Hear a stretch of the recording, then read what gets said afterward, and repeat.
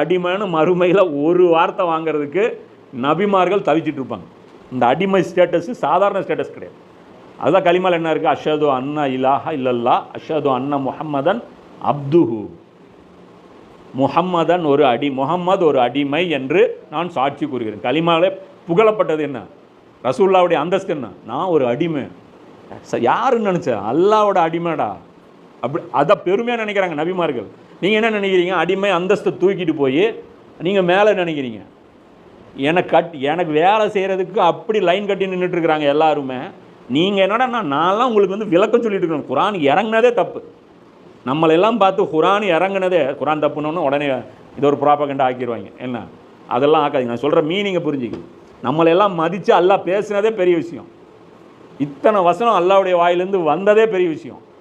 இதில் வந்து நாம் நொட்டு வேற பேசிகிட்டு இருக்கோம். இது அப்படி இல்லை, இது இப்படி இல்லை. நல்லா சொல்கிறான், இறையன்மை பெற்ற வானவர்களும் அதனை இழிவாக கருதுவதில்லை. இந்த மலக்குகள் இருக்காங்களே, அவங்களும் இதை கேவலமாக நினச்சதில்லை. எப்போ பாரு அல்லாஹ் நம்மளை வேலை வாங்க சந்தோஷப்படுவாங்க மலக்குகள்.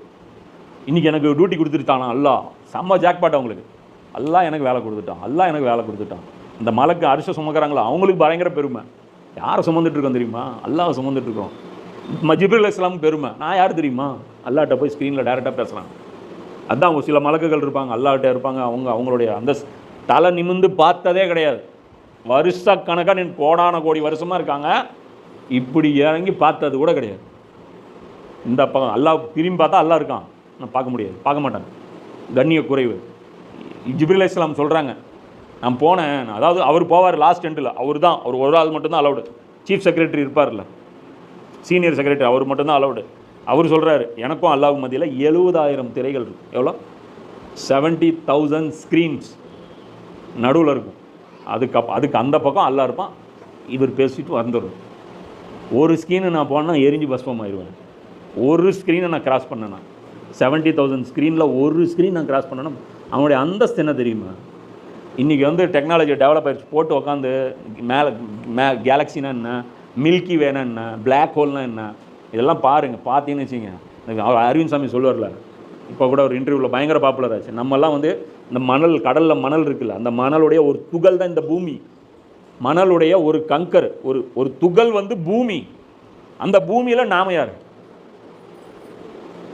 அதில் இந்தியா, அதில் ஏசியா எது, அதில் இந்தியா எது, அதில் தமிழ்நாடு எது, அதில் ஈரோடு எது, ஈரோட்டில் இந்த பெரிய சேமூர் எது, அதில் ஒரு வீடு எது, அந்த வீட்டில் உட்காந்துட்டு இருக்கிற ஒரே ஒரு டைல்ஸில் உட்காந்துட்டு இருக்கிற நான் யார்?